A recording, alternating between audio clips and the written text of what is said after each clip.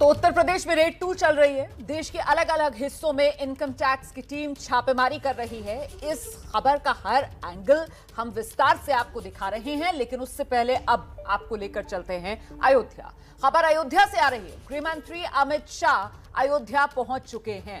रामलला और हनुमानगढ़ी के दर्शन के बाद गृह मंत्री अमित शाह अयोध्या में आज रैली भी करेंगे। ये तस्वीरें आपके सामने हैं। गृह मंत्री अमित शाह अयोध्या में राम मंदिर निर्माण का कार्य भी चल रहा है। उसे लेकर विपक्ष की तरफ से सवाल भी खड़े किए जा रहे हैं, ये कहते हुए कि मंदिर निर्माण के कार्य में देरी हो रही है। और इस सब के बीच आज देख रहे हैं आप तस्वीरों में गृह मंत्री अमित शाह जो अयोध्या पहुंच चुके हैं।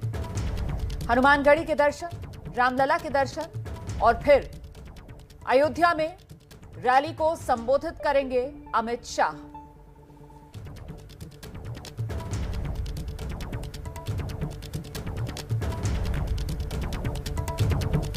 उत्तर प्रदेश में चुनावी माहौल लगातार गर्मा रहा है और इसके बीच जो केंद्रीय नेता हैं बीजेपी के, उनके उत्तर प्रदेश दौरे लगातार बढ़ रहे हैं। इसी कड़ी से जोड़कर देखा जा रहा है गृह मंत्री अमित शाह के इस अयोध्या दौरे को। इस बीच एक और बड़ी खबर आप तक पहुंचा दें। समाजवादी पार्टी के अध्यक्ष अखिलेश यादव थोड़ी देर में कन्नौज पहुंचने वाले हैं। कन्नौज पहुंचकर अखिलेश यादव एक प्रेस कॉन्फ्रेंस करेंगे। पहले इस प्रेस कॉन्फ्रेंस में समाजवादी पार्टी के एमएलसी पंपी जैन भी शामिल होने वाले थे। वही पंपी जैन जिनके ठिकानों पर छापेमारी चल रही है। अखिलेश पंपी जैन के घर भी जाने वाले थे, लेकिन इस बीच उनके घर पर जब से छापेमारी का सिलसिला शुरू हुआ है, बड़े खुलासे भी हो रहे हैं और अब से कुछ देर बाद अखिलेश यादव एक प्रेस कॉन्फ्रेंस कर सकते हैं। उस पर हमारी नजर बनी रहेगी। कन्नौज पहुंच रहे हैं अखिलेश यादव और वहां पर वो प्रेस कॉन्फ्रेंस करेंगे। इस प्रेस कॉन्फ्रेंस में पंपी जैन भी शामिल होने वाले थे। पंपी जैन यानी पुष्पराज जैन, जिनका जिक्र इससे पहले अखिलेश यादव कर चुके हैं, ये कहते हुए कि छापेमारी होनी थी पुष्पराज जैन के घर पर, लेकिन वो हो गई पीयूष जैन के घर पर। अब हो रही है पंपी जैन के ठिकानों पर छापेमारी। तो ऐसे में क्या कहते हैं अखिलेश यादव, इस पर हमारी नजर बनी रहेगी। तो बड़ा दिलचस्प है ये देखना कि किस तरीके से जो समाजवादी पार्टी की तरफ से कहा जा रहा था कि पीयूष जैन के मामले में बीजेपी ने अपने ही कारोबारी पर रेड करवा दी, अब पुष्पराज जैन जो समाजवादी पार्टी से एमएलसी हैं, उनके ठिकानों पर यह छापेमारी चल रही है। सीधे आपको लेकर चलते हैं। सबसे पहले मेरे सहयोगी ओम प्रकाश तिवारी दिल्ली से इस वक्त हमारे साथ मौजूद है और ओम प्रकाश से जानते हैं कि पंपी जैन के ठिकानों पर जो छापेमारी चल रही है दिल्ली से, इससे जुड़ी बड़ी खबर क्या है ओम प्रकाश? देखिए, मैं आपको बता दूं कि पंपी के ठिकानों पर जो छापेमारी चल रही है, इसमें अभी तक कुछ नकदी, कुछ जेवरात और कुछ महत्वपूर्ण दस्तावेज मिले हैं। आयकर विभाग ने जब इन दस्तावेजों का आरंभिक आकलन किया तो ये बोगस शेयर कैपिटल से जुड़े हुए हैं और इनके तार कोलकाता की एक शेल कंपनी से जुड़े हुए हैं। आयकर विभाग के अधिकारियों ने कोलकाता में रहने वाले इस शेल कंपनी का जो मालिक है, जिसका नाम भी संभवतः सबको जैन ही बताया गया है, उसके यहाँ भी छापेमारी शुरू कर दी है। आयकर विभाग को शक है कि इस पैसे का प्रयोग मुंबई में जो इनके तमाम यूनिट्स थी उनमें किया गया रहा होगा।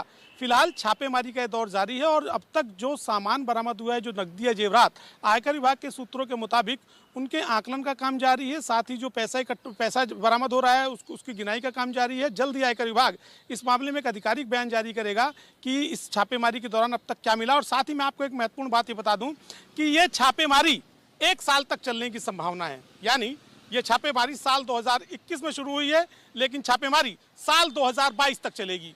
ये छापेमारी शनिवार 1 जनवरी 2022 तक चलने की संभावना है। रोमाना, बिल्कुल, तो महत्वपूर्ण बात जो ओम प्रकाश तिवारी बता रहे हैं कि साहब नकदी, जेवरात, दस्तावेज जो पंपी जैन के घर से बरामद हुए हैं और अब इसी को लेकर जो आयकर विभाग है वो अपनी जांच आगे बढ़ा रहा है। दस्तावेज के लिंक जो हैं वो कोलकाता की शेल कंपनियों के साथ संभवतः सामने आ रहे हैं। उस मामले में भी ये जांच आगे बढ़ाई जाएगी। इस बीच ओम प्रकाश तिवारी, अभी जिस तरीके से देश के अलग अलग हिस्सों में पंपी जैन के ठिकानों पर छापेमारी हो रही है, क्या इसका दायरा भी आगे बढ़ सकता है? इससे जुड़ी हुई कोई जानकारी जो सामने आ रही हो? बिल्कुल, मैं आपको बता दूं कि जो कोलकाता से सेल कंपनियों के जरिए पैसा लिया गया है, उसमें आयकर विभाग को शक है कि ये मनी लॉन्ड्रिंग के तहत ये पैसा आया रहा होगा। तो लिहाजा आने वाले दिनों में पंपी जैन पर इन्फोर्समेंट डायरेक्टरेट का शिकंजा भी कस सकता है। दूसरी सबसे बड़ी बात कि जो दिल्ली में जो मलिक फ्रेगरेंस और दूसरे लोगों पर छापेमारी चल रही है, वो सीजीएसटी ने जो छापेमारी की थी पीयूष जैन के ऊपर, उस जांच के दौरान आयकर विभाग को पता चला है कि पीयूष जैन ने मलिक फ्रेगरेंस और उसके सहयोगियों के यहाँ से किसी समय में ट्रेनिंग की थी, तो उनको शक है कि यहाँ पर कुछ और नकदी हो सकती है, लिहाजा वो छापेमारी की जा रही है। ओम प्रकाश तिवारी अहम जानकारी दे रहे हैं। और इस बीच एक और बड़ी खबर आ रही है, कानपुर में पंपी जैन के दफ्तर पर कार्रवाई शुरू नहीं हो पाई है क्योंकि इस जगह पर ताले लगे हुए हैं। अब तक कोई भी कर्मचारी इन तालों को खोलने के लिए नहीं आया है। ऐसे में कानपुर में इनके ठिकानों पर अभी तक कार्रवाई शुरू नहीं हो पाई है। इस वक्त का ये बड़ा अपडेट है। अलग अलग ठिकानों पर छापेमारी कर रही है टीमें, लेकिन जो कानपुर का ठिकाना है वहां पर दफ्तर है पंपी जैन का, जहां पर कार्रवाई सिर्फ इस वजह से शुरू नहीं हो पाई है क्योंकि यहां पर ताला लगा हुआ है और कोई भी कर्मचारी अभी से खोलने के लिए नहीं पहुंचा है। तो अलग अलग ठिकानों पर छापेमारी हो रही है और इसका अपडेट भी हम आप तक पहुंचा रहे हैं। हमारे सहयोगी मृत्युंजय इस वक्त मौजूद है मुंबई से, उनका भी रुख कर लेते हैं। मुंबई में भी छापेमारी जारी है। मृत्युंजय, क्या कुछ अपडेट वहां से निकलकर सामने आ रहा है? प्रतिमा, जो जानकारी मिलकर सामने आ रही है उसके मुताबिक मुंबई में भी 14 लोकेशंस ऐसे हैं जहां पर रेड जारी है। 8 लोकेशन कॉमर्शियल प्रॉपर्टी है जबकि 6 लोकेशन रेसिडेंशियल प्रॉपर्टी है। 6 लोकेशन जो रेसिडेंशियल प्रॉपर्टी है उसमें से एक जगह यह है, ये मुंबई का कांजूरमार्ग इलाका है और कांजूरमार्ग इलाके में ये एलोर बाय आदि प्रॉपर्टीज नाम से जाना जाता है और यहाँ पर रेड चली है। और ये देखिए, ये जो आपको सफेद रंग की कार नजर आ रही है, ये आयकर विभाग के अधिकारियों की ही गाड़ी है जो सुबह से ही गश्त लगा रही है। आपको बता दें कि सूर्योदय के समय 3 इसी प्रकार की वाहनों में आयकर विभाग के अधिकारी कर्मचारी यहां पर पहुंचे थे।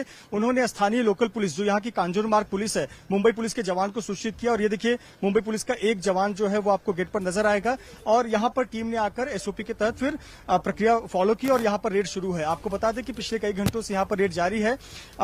6 जो है वो निजी रेसिडेंशियल इलाके हैं, जगह है जहां पर रेड जारी है। साथ ही साथ 8 जो है वो कॉमर्शियल प्रॉपर्टी है जहां पर रेड जारी है। मुंबई के कांजूरमार्ग, गोरेगांव, मलाड, विले पार्ले, इन जगहों पर रेड लगातार जारी है। साथ ही साथ चूंकि पुष्पराज जैन और उनकी पत्नी आरती जैन वो भी कंपनियों में डायरेक्टर हैं, तो ऐसे ठिकानों पर रेड लगातार जारी है। ये कांजूरमार्ग का इलाका है जहां पर सुबह लगभग 6:30 से 7 बजे के बीच में आयकर विभाग के अधिकारी पहुंचे थे और तब से रेड की प्रक्रिया जारी है। एक महत्वपूर्ण बात आपको यहां पर बताना चाहूंगा कि पुष्पराज जैन के मुंबई स्थित 6 बैंक अकाउंट है। 6 बैंक अकाउंट की भी जांच की जा रही है। इस 6 बैंक अकाउंट में से 4 बैंक अकाउंट जो है वो एसबीआई बैंक में है और एक एचडीएफसी बैंक में है। तो इस प्रकार से आयकर विभाग की जो कार्य है या रेड है वो प्रक्रिया चल रही है और निश्चित तौर पर मुंबई के अलग अलग ठिकाने, जिस प्रकार से देश भर में रेड किए जा रहे हैं, मुंबई में भी कुल 14 लोकेशंस पर रेड चल रही है। जी, तो आपने जिस तरीके से बताया कि 8 कमर्शियल मतलब व्यावसायिक ठिकाने हैं, 6 जो हैं वो रिहायशी ठिकाने हैं मुंबई में जहां रेड चल रही है। इस बीच सीधे जरा आपको लेकर चलते हैं कन्नौज, वो जो रेड वाली गली है ना, वहीं पर इस वक्त हमारे सहयोगी रणवीर मौजूद हैं और रणवीर से जान लेते हैं कि इस वक्त कन्नौज की रेड वाली गली में क्या तस्वीर है।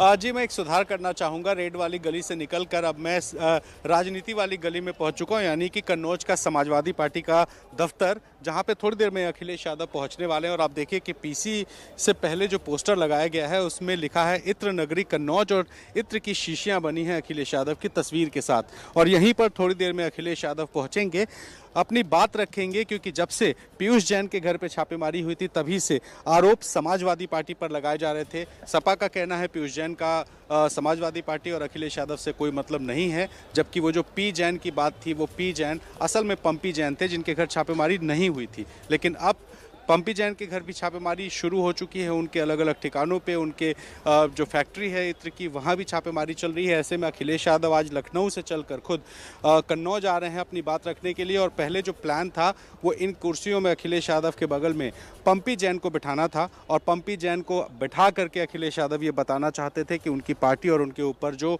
पीयूष जैन को लेकर आरोप लगाए जा रहे थे वो सही नहीं थे। लेकिन अब चूंकि रेड चल रही है पंपी जैन के घर पर, वो घर के अंदर मौजूद हैं, अधिकारी उनसे पूछताछ कर रहे हैं, दस्तावेजों को खंगाल रहे हैं, घर की छानबीन कर रहे हैं। ऐसे में अखिलेश यादव आज खुद यहाँ बैठेंगे, लेकिन उनके साथ पंपी जैन नहीं होंगे।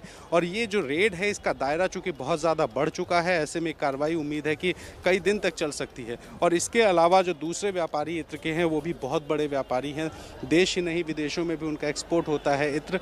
तो ऐसे में इन दोनों व्यापारियों जिसमें एक पंपी जैन भी शामिल है, उनके यहाँ रेड चल रही है और अखिलेश यादव अभी थोड़ी देर बाद आएंगे। और इससे पहले बीजेपी लगातार आरोप लगा रही है कि जो समाजवादी पार्टी ने 9 नवंबर को इत्र लॉन्च किया था वो असल में भ्रष्टाचार की इत्र थी, उसकी दुर्गंध आती थी। ऐसे में अखिलेश यादव रणवीर, आप लगातार नजर बनाए रखिए, जैसे ही प्रेस कॉन्फ्रेंस के लिए अखिलेश यादव आएंगे हम सीधा वहीं का रुख करेंगे। आगे देखिए।